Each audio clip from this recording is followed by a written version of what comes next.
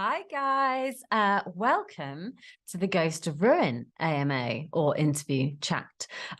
Shortly, I'm going to have a certain somebody, or maybe two, sliding in to join me to talk about the project and to give you some really good details. Actually, I'm really excited for what the guys have got to talk about today. It's moved on a huge amount since they met with you last, and I know PJ was only on a couple of weeks ago. And that was the marathon 2-hour show, for which I can only apologize. I appreciate nobody really needs 2 hours of Bucks streaming in their lives. However, I was streaming for a very good reason. We had lots of updates. There is, for the music folks, there's absolutely more on the way in regards to that. But this is purely a film AMA today. He needs really no introduction, but let's let him give one anyway. Welcome to the AMA, PJ. It is lovely to see you again. How are you doing? I'm doing really well, Bucks. I am so excited to be here because your interviews are always legendary. I'm really honored. Thank you for having me. You're so welcome. I'm not sure about legendary, but we're going to go with it. That's fine. I'll take that. So this is a loaded question. Are you working really hard right now?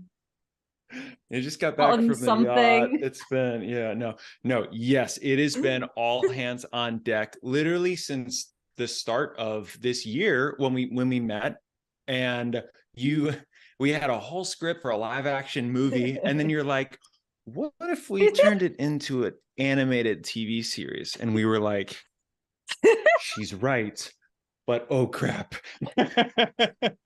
And since then it's been a whole roller coaster of the greatest thing we've ever worked on, and I can't wait to share more today.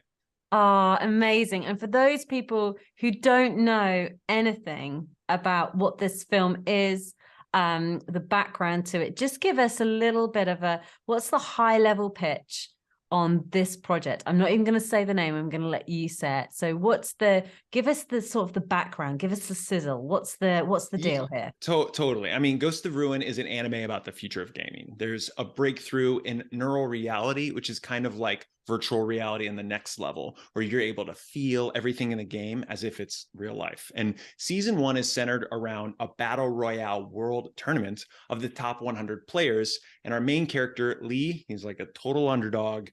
He's chosen to compete in the tournament. So as we enter in the tournament, one of the monsters that's hunting the players begins to become increasingly sentient and systematically hunts the players. And we turn out to find out the stakes are way bigger and much deadlier than we originally imagined. It's going to be fun. It's going to be so much fun. And I think our community might just love this one, just as a hunch. So, go on. Well, we hope so, because we always start things with the why, and the why was, we were gamers growing up. There's 3 writers on the project. There's myself, my co-writer Ryan, and then we also have someone we're going to surprise on this call. He's written stuff for Marvel before, and so I don't ruin his intro. Okay. We have another writer that we're going to bring on the call later, and he's helped us take this series to a whole new level. And our why that we all really are passionate about this is because there's a billion gamers on the planet right now, and yet there's so few movies and shows about video games, video game culture, and oftentimes the ones that we have, they're written by non-gamers.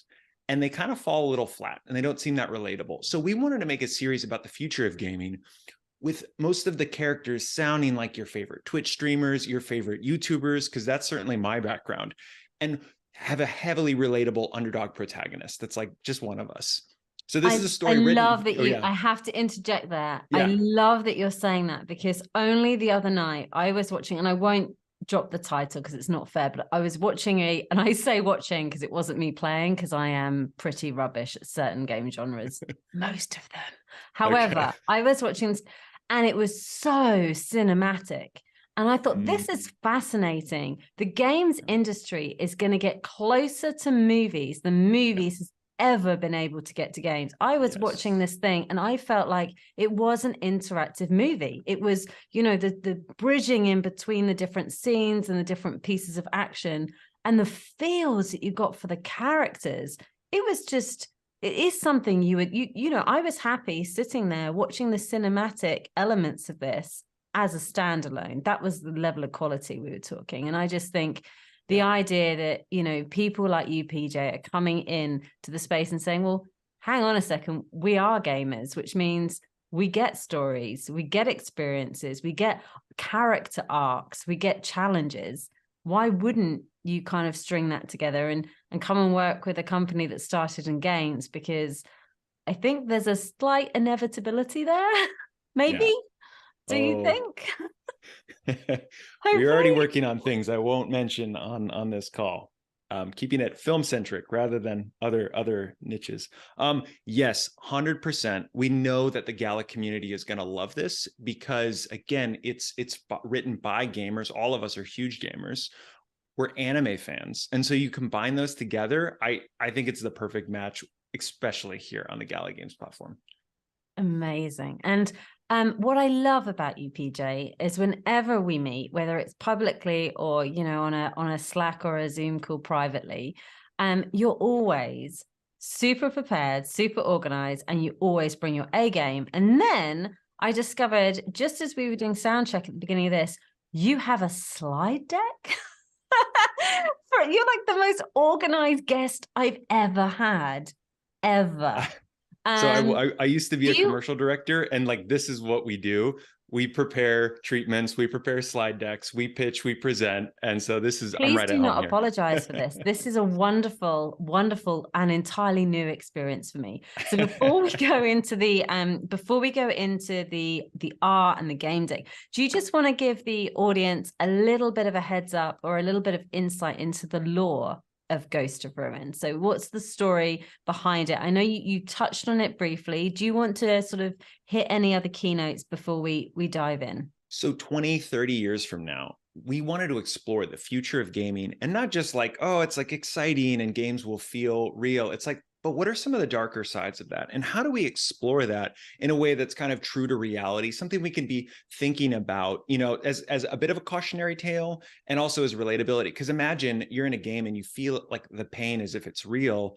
Do you want that? Is there secondary PTSD that can occur from that? And my writing partner, Ryan, worked at an acute mental health facility. And so really the ramifications of PTSD, of gamers, of isolationism are some of the dramatic themes that really, I think, will resonate a lot with gamers, rather than like, it's an evil corporation taking, just sort of the blasé plot Obvious devices. stuff. It's really grounded in reality and things I think everyone's really going to love.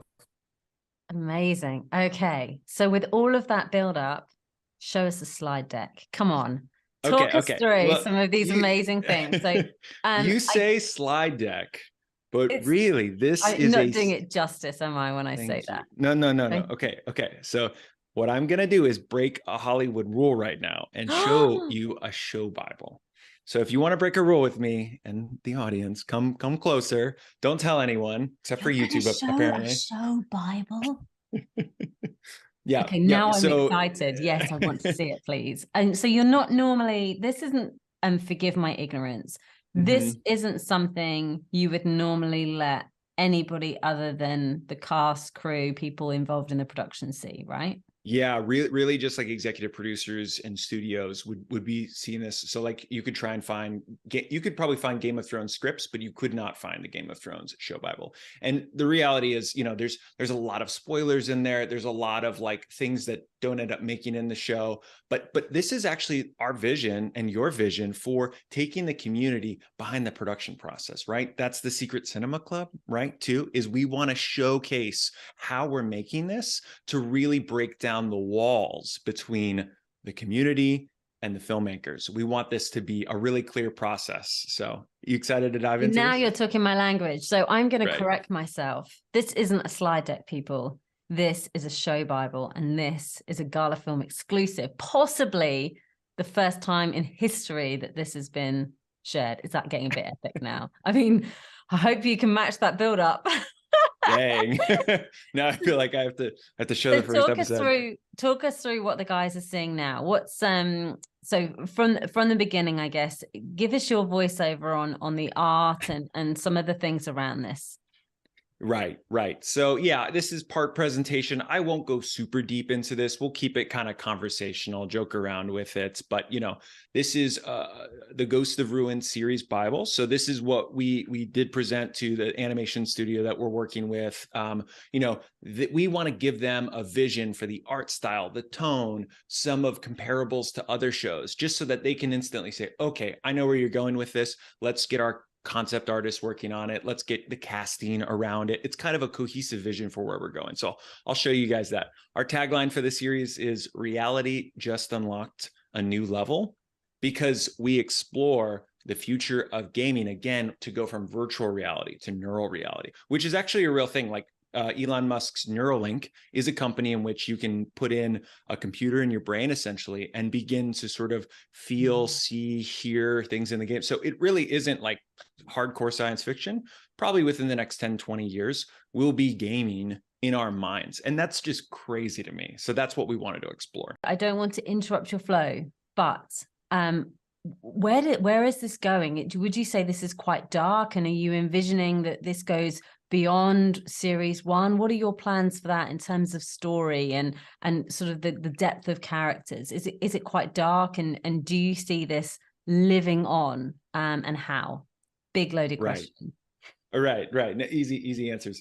I would say it is dark in the sense of we explore really like questions worth exploring, and we don't sugarcoat kind of what the PTSD the players suffer. Like our trailer, he wakes up, he's in a game, he gets killed in the game, and then he wakes up in a mental hospital with scrubs, straitjacket on.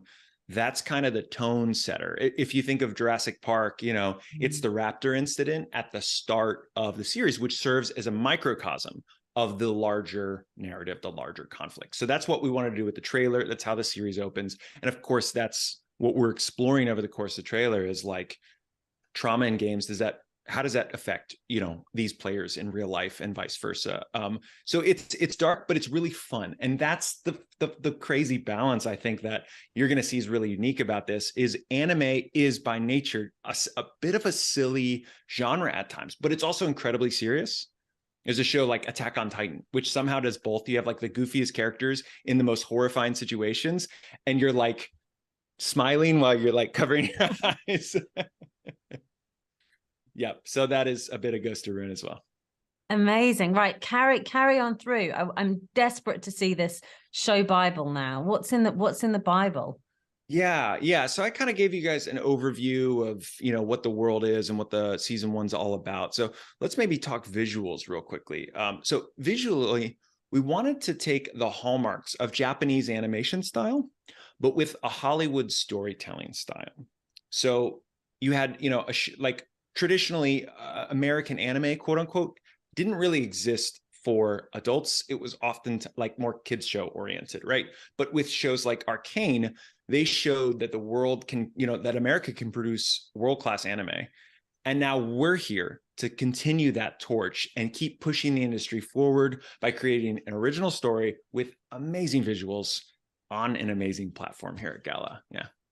Sounds great. I'm excited. Keep going. What happens next? So you've got two worlds that we're kind of exploring with the series. You have futuristic San Francisco is really where we think, kind of the tech capital will continue to be. We're exploring it. I would not call our series cyberpunk on a super over the top sense. I would just call it near future futuristic. So it has some sort of cyberpunky elements, but I wouldn't call it like a cyberpunk show. It's San Francisco 30 years from now. And then on the inside of the game, which I just have to say is quite nice because we've also got dystopian LA in the future as well. Right. So we've got the West Coast covered for issues in the future, which is nice. When are we doing England? Nothing happens. Clearly, we're not the hub of anything exciting. That's awesome. So yeah, the second half of like the world we're exploring is the game, and this is the game is called Ruin. Like the kind of moniker is it will ruin your taste for reality. That's how immersive this game is. Now, of course, it begins to have a double entendre as these gamers are end up having a bit of crisis in here, right? And so the game itself is on an island. It's mostly at night, so we're really playing up. There's going to be a lot of monsters. There's going to be a lot of, I won't say zombies, but just kind of creatures. That's characters fighting each other, kind of player versus player, player versus environment battle royale on this island that takes place in the game. Yep. Wow. Okay, and then we need to, I guess, dive into the style of animation and then the characters themselves, of course. Is that in the show Bible? Yes, totally. So good. So I think modern anime was really influenced by two shows, Ghost in the Shell and Akira, right? And now we have modern anime like Attack on Titan, Jujutsu Kaisen. So we're kind of trying to take a lot of the serious tone of those shows with some futuristic elements, and then combine them in a way that's able to be created on the timeline that we have. So for instance, we're using a lot of 3D backgrounds, which is what shows are doing now, but hand-drawn character animation. And so it feels like anime, but it's also something that we can get done on an expedient timeline, because there's animes that take like 4, 5, 6 years. I'm not kidding. Like Arcane took like 6 years. It was crazy. And so we're really just trying to find, how do we make this stylistically the best possible, but also like, let's get it into our community's hands as, you know, on a soon timeline, right? And so we're really excited. We're slated right now for summer of 2023 to come out with a 4-episode mini season. We can talk more about that later. Yeah, excited. Okay, that was a leak, everybody, just in case you didn't clock it. Thank you, PJ. You are learning. So let's dive into the characters. Can we dive into the characters? Where are we at with those? Because obviously, as a lot of game enthusiasts as part of the community, but also film enthusiasts, you know, characters, you do not have anything unless you've got that, you know, sort of affiliation with them, right? Affinity with them, rather. Yep. 100%. So the characters are really fun because, again, like I have a YouTuber background. My writing partner Ryan and we grew a channel to 1 million subscribers over the last couple of years, and so we worked with so many YouTubers and Twitch streamers. We're like, how do we model a lot of our characters off all of our friends, you know, that we've met over the last few years? And so that's kind of what the characters of the show are all about. It's content creators in the future. So imagine we didn't make Mr. Beast and PewDiePie into characters directly per se, but it's a lot of that personality where it's over the top, gregarious kind of players. And so, you know, the show takes place around your favorite content creators in this big battle royale style tournament. And they're hilarious. Like, we have some of the funniest dialogue that I can't take credit for. We've got some really funny stuff, but the characters, again, are just going to feel like you're turning on Twitch and you're watching your favorite, you know, Twitch streamer. And so we're excited for that. Yeah. So I've unfortunately had to blur these character slides because they contain all of their arcs and spoilers and stuff.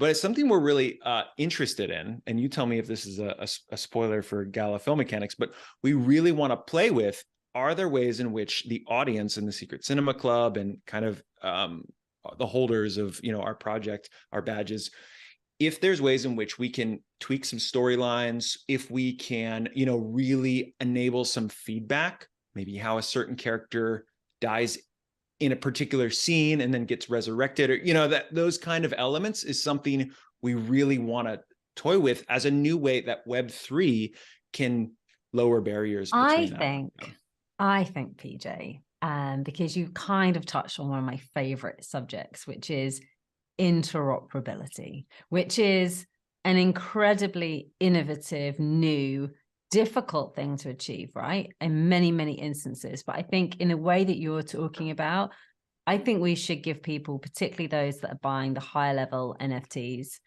the assurance that there will be some level of input that they can have into this. And we can come back and clarify what that is. Right. And I know we were talking, and this is another leak, this is why you should definitely tune into these AMAs. We were talking about, you know, the idea of a character coming into the series and maybe dying in the series and things like that, and being able to affect some of the show lines by working almost a little bit closely with you guys. So being able to have options and to vote on those options as well. So that we've got no worry in regards to the quality and strength of the narrative, because that's covered, but there is that slight ability to affect what you're seeing on the screen. And I think our fan base, your fan base, the community at large, Web3 at large, that's kind of why we're doing this. And we've talked about that before. If we're literally just taking film and putting it on the blockchain, it's great in terms of we can support content creators much more readily and much more transparently as well. And everybody can connect and actually have a dialogue, which has never happened before. But we should be going further than that. Even when you look at the basis of this film that you're making now, we should be going further than that. We should be able to affect the content we're seeing, because I think that's the new dawn of creativity. That is incredibly exciting, and it's going to take us years to get there fully, I'm sure. But what a hell of a ride it's going to be, right? And this is the perfect kind of show. It's about a game. It couldn't be a better fit. So, I'm going to pat myself on the back for that one, that we definitely are working together. So that's good. 100%. It's one of those things that's like scary, because I was like talking with our creative team and I'm like, there has to be a balance, but I think we can find it in a way that's really like, we know where the story's headed from a meta perspective, but there's also ways in which the community is like, yo, that thing I voted on and I see that on screen, like that particular costume character, so yeah, we're excited about figuring out all the details of that process, but that just seems what Web3 is all about. So we're and that's what human beings are all about, right? We like to feel ownership and control and responsibility and pride and all those things. And I was talking to Archie from Unrealistic Ideas the other week, and he used an example, and I think it was actually in the AMA I did, because I made him say it again, but he was talking about the tiny, tiny, weeny, teeny little share that he's got in a tequila company. And he said, it doesn't matter that it's a teeny, tiny, weeny little share. He was like, I still go to the bar and go, I own that company. Because it's that kind of, you feel part of it. And when they produce something new or somebody's drinking the drink, you think, I'm part of that, and it doesn't matter if you're a small part or a big part. I guess that's why, people have always bought parts of racehorses and various other things, because you just want to be, in it, don't you? And get all it, like you've just done with the show Bible, all that background knowledge that nobody else has access to, nobody else gets to see, and maybe have some of it for yourself, It gets better, Bucks. Okay, so I'm gonna leak two things about how we're including fans in our show. That please do. We gotta run this. Okay, so there's something we're calling death drops. This is a way for certain fans to get their likeness visualized as a character, and then they die on screen in some gruesome, grotesque way.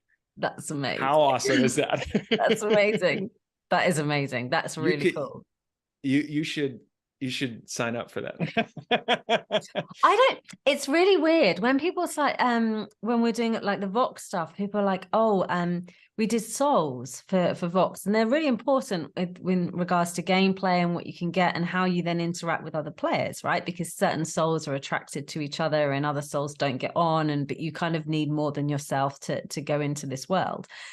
And I literally agonized over, should I get a soul? And I was like, because I'm like the little plant creature from is it Groot from Guardians of the Galaxy? I'm happy, but I don't need to talk. I don't need, but I was like, and what if I get the wrong soul? What if I don't feel like my soul's my own? I thought, Bucks, you're way too invested. Way That's an existential crisis, Bucks. you can't help yourself, right? And I think it's fascinating, like you say, and I just don't know how I feel if I saw myself being killed on the screen. Well, we have another option. So the other thing we're going to do, I don't know that the pink head will go with your vibe either, to be honest, because obviously it wouldn't be me. It would be that is true. That is true. So we want to allow voiceover roles, and it'll be simple lines that kind of anyone can do. It's like, they're like shouting out the characters like, hey, Prism, or like, yo, Lee, catch, or like, look out, like dive, just all sorts of fun little one-liners that anyone can say. Amazing. And being able to include the community like that. And you're going to want to own that clip, right? That frame that you're saying the word in, that's yours. Like, you want that one for sure to Yeah, to be able to get all the benefits from. Okay, we're so bust on time. I was like, I oh, we can know. do this in 15 minutes. It's going to be really short and sharp and sweet. Having done that 2-hour marathon where I thought people probably would like tapping out after 20 minutes, like, is she still talking? But PJ, luckily, you're more interesting than me, so it's fine. Okay. We're going to get through to, we've talked about characters, we've talked about sort of the we've leaked a load of stuff, which is brilliant. I feel like you've got maybe a special guest that could be a leak as well. And then we could go into some of the mechanics around the NFTs and stuff if you want to, or we can follow up with that separately. It's up to you. I don't want to destroy the creative vibe that we've got going on here. That's all. No, man, I want to stop talking. So we'll let better minds talk. Okay, so who gets You the do the intro. intro? You do the intro, and make it really good as well. No I need like pressure. the Space Jam NBA And if you announcer, could just like. like, oh, I'll do that bit. There you go. And then from ladies and gentlemen, at 6'5", 5'5", at 220 pounds of pure muscle, the body of Thor, the mind of Aristotle, we have Mike Ryan. Woo! Wait, let me brag. Mike is one of the most accomplished screenwriters in the animated industry, like, period. He has 20 years of experience. He's worked on shows that I grew up with loving as a kid, all the way up into recent times, working with Marvel, working with, I can't overstate how much. I'm sure he'll just undersell. Yeah, I write a little bit, but like, he's a freaking legend, and we are so lucky to have him on this project. It's one of the ways I come like a kid to work every day, where I'm like, oh my gosh, that's the best idea ever. We'll get script revisions and it's like gold. So anyway, I'll shut up. Mike, welcome. Oh, Mike, no pressure.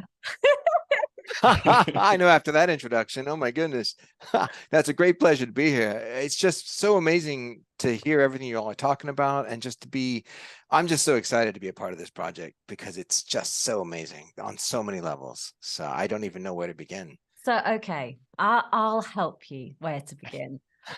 So you've just said you're excited about the project. What was it about? I mean, if you've got you call it a resume, don't you, in the States? If you've got a resume like yours, you can pretty much pick and choose what projects you do, right? So why this one? Why is this the one that got to the top of the pile and you thought, yeah, I'll have a go at that?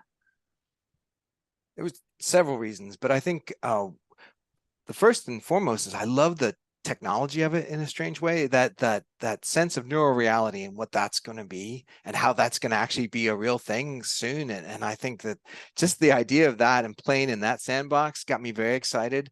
And I love gaming. I've always loved gaming. My son and I play games all the time, and it's just it's so amazing to sort of combine these worlds together. And then the biggest part of this for me is character, and there are already so many sort of interesting characters in play, and have all these different gamers come together, some in teams facing off against each other, and then you drop them into this sort of crazy world of ruin and sort of see how they survive or don't survive. And it just got so exciting to me that I was like, yes, let's do this. There's so much here I want to play with, and there's kind of a bigger mystery going on behind the scenes that I love. I love mystery stories. So that having that kind of secret, that everyone's got a secret, there's lots of secrets here. And as we kind of get deeper into the storytelling, we sort of reveal these secrets, and it gets very exciting. Oh, I love that. The other thing that my brain went off on when you were talking about secrets and, them sort of becoming revealed as you go through, people cannot help themselves but love conspiracy theories too, right? And drama and all of those things. And, well, I've seen this and this, and if you add it together, maybe the answer is this, or this is what's really going on. There could be something, and I think we've already discussed briefly, PJ and I, around this idea that some of those conspiracy theories and games and sort of almost riddles can happen outside of the series and maybe affect what we're seeing in the series. So it's this way of content almost not being so transactional. Here's a show, watch the show, wait for the next one, but that there can be a whole sort of lore developing. And obviously PJ coming from a YouTube background, and you being the writer that you are, I think that is an incredibly exciting opportunity as well, right? Like what happens in and around it. Maybe not this week, but in the future, as these characters and these story arcs start to build and start to deepen as well. I think that's spot on to why part of this is so exciting to me is, and this ties into what you were talking about, the Web3 community and sort of that sense of community, that there is a really sort of vibrant, interactive community here, and everybody wants to be a part of this, and they're welcome to be a part of it. And that's what's so exciting. More the traditional kind of worlds we've been living in with streamers and such, it's beautiful, but this Web3 world is so exciting because it's people coming together and sharing stories and being a part of stories. And I think that's really sort of thrilling. And then the idea that you just said, that there's potentially the world itself can grow beyond just the actual, episodes themselves, and that people can sort of develop worlds outside this, and there's so much potential for storytelling to sort of expand into sort of this whole universe that we're building. When you say cinematic universe, now I'm activated. Like, don't tell them yet, but yes, in short, there has yet to be a Web3 Star Wars, a Web3 Marvel, and that is our every intention, to surpass IPs, like to stand on the shoulders of giants, to create games, movies, films, music, and we have a lot of plans and exciting things we're excited about. But the show must come first, so I'll zip I my love lip. all of that, and there's so many questions I want to ask you as a result of that as well. I guess one of them is around you've worked with, and almost back to you, Mike, you've worked with Marvel. Are there any of those influences in this, or do you see this as a sort of the next step and something entirely different? What's your take on that? That's my first question.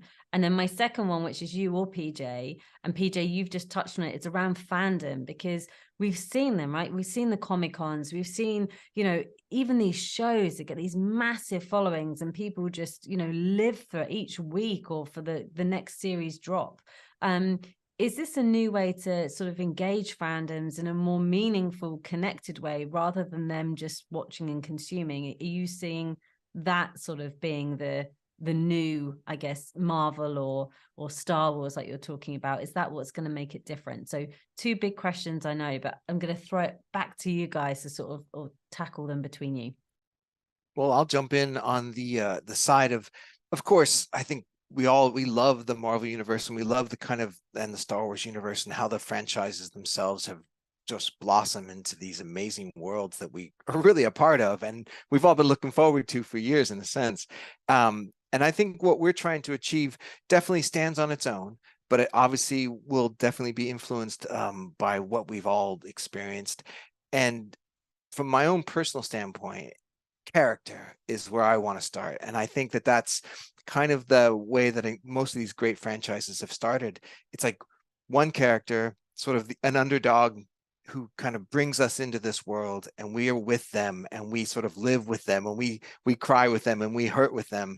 And that's kind of my touchstone. I just love these elaborate worlds that actually all start with a human heart, and that's where you start, and then it just expands from there. Yes, you had me at I start with character. Yes, everything you just said. I love all that. And PJ, what about you? Like fandoms, bringing them in, is that exciting or terrifying to you guys? Like how is that Absolutely going to work? both things. Yeah. Yeah, both. Totally. And we actually talked about this on the last call. I think sort of the Web3/NFT market has had three major phases to it, right? It started oftentimes in art. And then, we had the art phase, and then it moved to the utility aspect. But we're moving into really entertainment as the next one. Web3 projects have to become brands. They have to create lore. They have to create stories. It's what we're made to do as humans. And so I just feel like we're quickly gonna kind of show we have all of that and so much more. Like there is so many opportunities, and that's why we love the Gala platform, is because it's a story centric platform, and it's not like we're just telling the stories.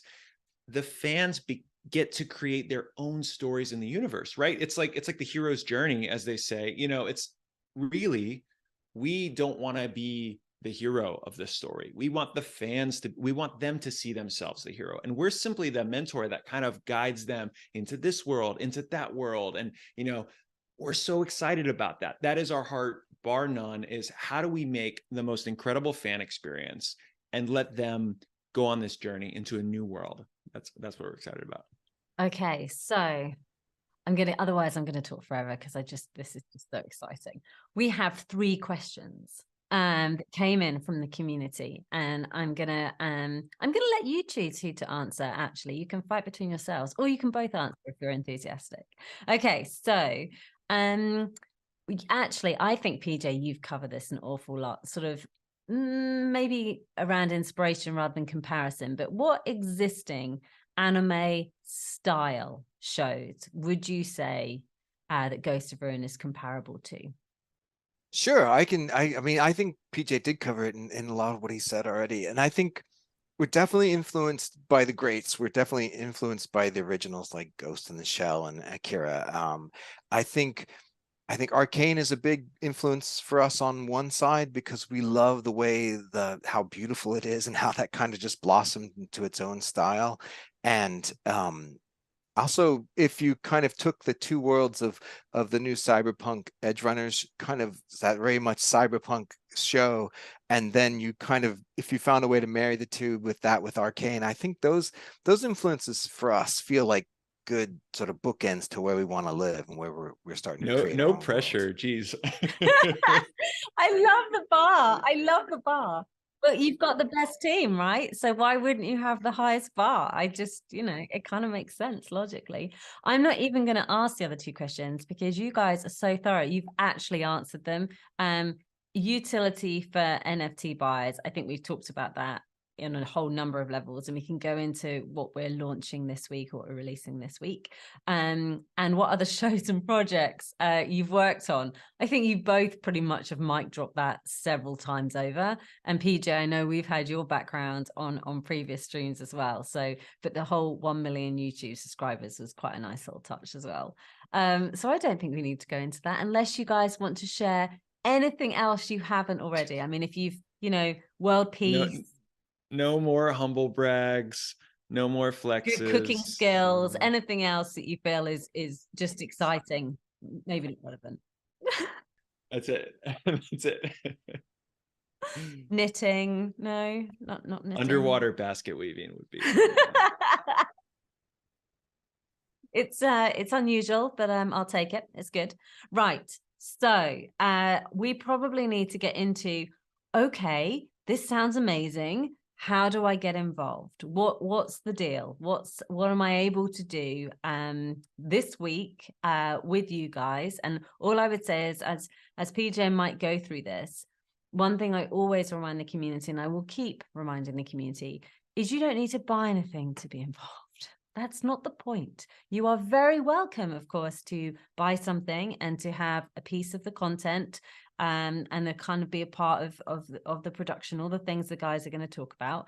But equally, come and join the Discord, come and hang out, come and watch the stories, come and listen to the AMAs, come and, there's lots of other opportunities as well. We have started a collectible tier, which is a non-earning tier. But the good thing about that is it's a collectible tier, so you can collect things. And therefore, when you collect things, you can bring them together and burn things and get new things, which might be a tier. So one of those, one of those barriers for people is that big spend threshold. So social credit is a really good thing. So again, you can get involved in, there'll be lots of things over the coming weeks and months from these guys, but from other Gala Film productions as well, where actually a tweet, a share, a follow, some interaction, it all counts, because the idea is you're contributing to the ecosystem in some way, some meaningful way that matters, and you are rewarded as a result of that. So don't lose heart. Don't feel like, oh, it's Christmas and I can't do this. I have children to buy for. And bills to pay, of course. We all have such things in our lives. So you are super, super welcome to be part of this any way you want. And we'll continue to keep the information flowing so you can enjoy the journey. And even if that means that come the summer, you have brag rights, that you know more about the characters and more about the narrative than anyone else, that's kind of cool too. And hopefully they get to be in the show at some level or another, whether it's a voice, their animated likeness. Like, we really want our community to feel involved in the process and to be a part of this. So we can't wait to connect with everyone and see them in Discord and hear from them. Amazing. And so we're going to have, I think we'll probably go into the details of like the different pieces of content people can buy and engage with. Do you want to give any high level things around that? I do have an obsession at the moment because I just like the excitement, if I'm honest. And two, because it helps us look after our early supporters. And that is having a finite amount of time, particularly for the higher tiers, where they're in store for. Because if you're in early, we do believe that you should be recognized for that. And we want those true supporters to actually feel like they're being rewarded for being early. And so what we're doing is when there's a supply maybe that's not sold out in that time, it's burned. So it doesn't exist anymore. So obviously when that happens, the people that have bought have a rarer item than maybe what they could have. So, and in the future, as film grows and as more people find out about this, that's going to be less applicable, of course. But I think for now, it's quite a nice thing to, if you're in early, you get those rewards as well. So I think we're going to play with some of those mechanics, right, PJ? No pressure. He's like, no, absolutely. we won't. Yeah. That's not what I wanted to do. Make our lives hard by allowing us to really go above and beyond to serving our fans. That's all we want, is to create a world in which they can see themselves in which they can be a part of at some level. Break down barriers. Look, Hollywood is a very us versus them moated castle. We want to break down those barriers and really invite everyone to be a part of the process. So yeah, we'll come out with more details of what everything on all the tiers kind of gets everyone, but it's going to be awesome. We've been working on this for months and we're so excited to meet everyone and connect with everyone. That's amazing. And when we get to this point, I always sound like I'm threatening, and I never am, but I say any last words, and it just so happens that it sounds like I'm going to kill you both. You got to use that as a line in the show, Mike. Any last words? Before we hang up, not before you die. I mean, you know, Mike, any last words? Final words? There was just never enough time. No, wait, no. Tell my wife I love her. Yeah, tell my wife I love her. That's a bit more Armageddon, isn't it? Didn't they do that? Yeah. So, well, it fits our kind of storytelling. So, yeah, we get, as you mentioned, we get a little dark, we get a little exciting. Any last words on the show itself? I just can't wait for people to see it, and I can't wait for people to get engaged with it and give us feedback and to sort of talk to us. And I think I really can't wait to engage with a lot of the brilliant community that's going to sort of hopefully come to this and really enjoy it. I think that's something we've seen with the games, actually. Seeing behind the curtain, I think people have really enjoyed, and we've actually we actively seek feedback from our community all the time. So our customer isn't our customer is our community. They're right there. You literally need to open a window and you can talk to them. And so there's no excuse not to. And actually I find, and I'm talking to them a little bit less at the minute, but the team are, and they communicate everything back in. You find new ideas, and you find that they hold you to account as well. And they hold up a mirror and you think, oh yeah, actually, I didn't see it that way. And we've actually had builds in our games directly from them as well. Really useful, because they're such a good litmus test, because they're all gamers as well. So they know most of them are gamers, so they know their stuff. So I'm hoping the bigger this gets, the more film fans you'll get in, the more anime fans you'll get in, that'll be able to, when you put things to a vote, you're hearing it like. I think if you're a fan of the filmmaking process or the creative process at any level, you're going to love seeing behind the curtain. And that's really what we're going to try and do, is like it basically, as much as we can without spoiling obviously like big details, is to showcase scripting, casting, storyboards, boardmatics, music, sounds. So if you want to see how shows are made, and then again, we're going to figure out a way to basically create some sort of voting mechanism to allow some sort of dialogue, to where it's not just us that's building the show, it's all of us that's building the show, and no one else is doing that right now. And we can't be more excited to do it here at Gala. Yeah. That's amazing. And we've just finished building that exact thing, that voting mechanic. So that's there. We've been working our little bottoms off over the last few weeks. That was one of we really need that to do. So that's great that we've got that in place for sure. PJ, any other final last words? No. No, it's been such a pleasure. Thank you so much. I mean, truly, from like our whole team, Bucks and the greater Gala family, like creating the series with you guys has been my lifelong dream. Working with incredible talent like Mike has been also like everyone's, wildest dreams. And now we get to kind of marry up and coming filmmakers with great established filmmakers. And that's what's going to make this series all the more relatable, is this kind of intermixing of Hollywood, YouTube, gamer culture. Like, we're all here, we're all in it, and we can't be more excited. Thank you so much. No, guys, the pleasure is completely ours, and I can't wait to start seeing content coming out. Even before the final that gets streamed on Gala Film in the first instance, and then hopefully gets picked up by a lot of people in the world because they all want to share in it as well. So I'm really excited for you all, and I can't wait. I'm pretty happy. I'm going to be honest. I don't know, it's a really dark, serious, topic area and series and all that kind of stuff, but I am very happy as it goes. So I know that there's those fun moments as well. So that's right. It's going to be a blast. Yeah. Thank you. We're going to love you and leave you. Thank you so much, guys. Take care of yourselves, and we will speak to you soon, I'm sure. Brilliant. Thank you so much. All right. Bye. See you. Bye.